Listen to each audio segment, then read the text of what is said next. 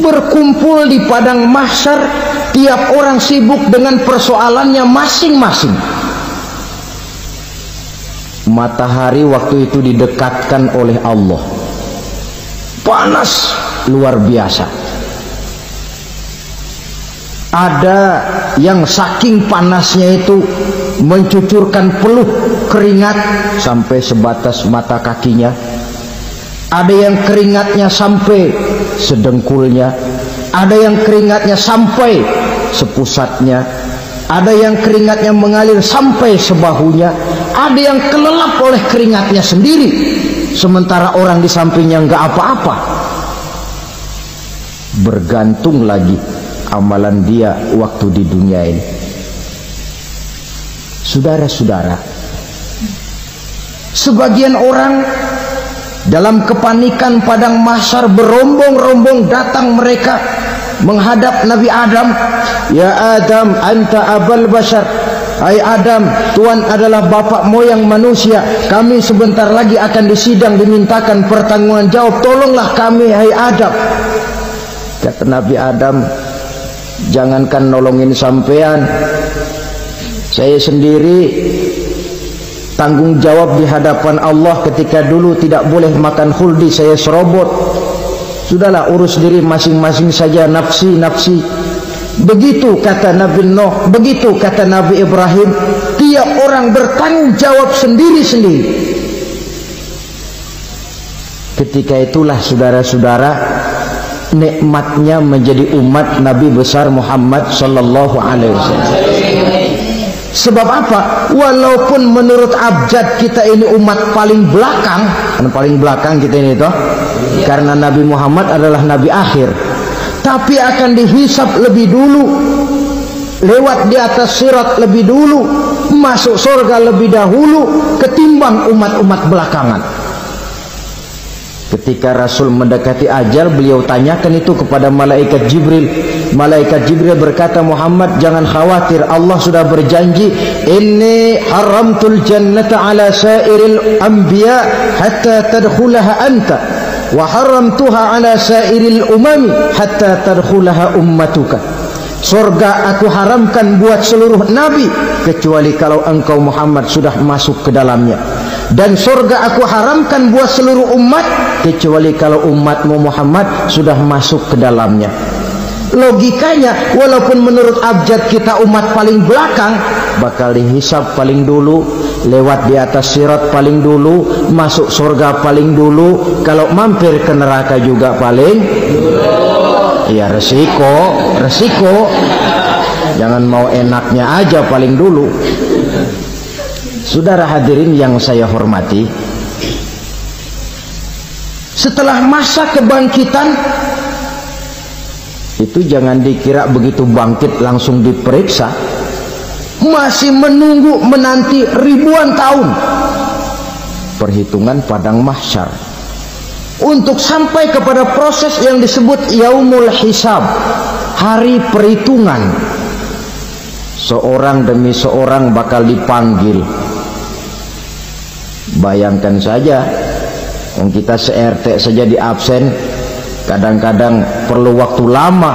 Ini manusia sejak zaman Nabi Adam sampai datang hari kiamat, satu demi satu disidang di hadapan Qadhi Rabbul Jalil. Status sosial copot sudah waktu itu.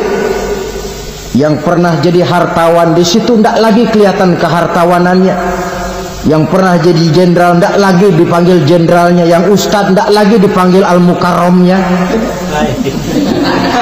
Seluruh status sosial selesai. Dipanggillah kita seorang demi seorang menghadap Qadhi Rabbul Jalil. Bagaimana proses penghisaban itu? Pertama, proses tanya jawab.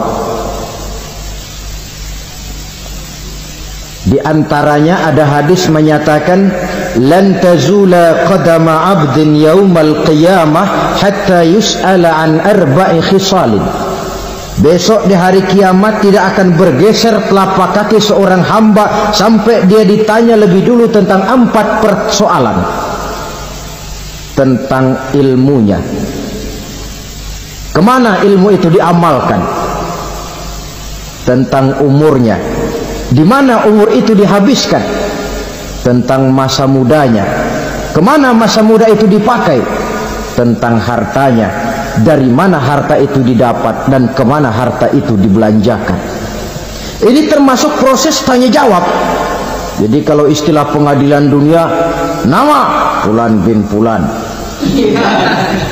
Kamu waktu di dunia diberikan umur panjang untuk apa? Pernah mengalami masa muda, kemana kau habiskan masa remajamu? Kau diamanahkan ilmu, dengan apa ilmumu kau amalkan? Kau diberikan harta, dari mana harta kau dapat, kemana kau belanjakan? Tak seorang pun yang bisa mungkir.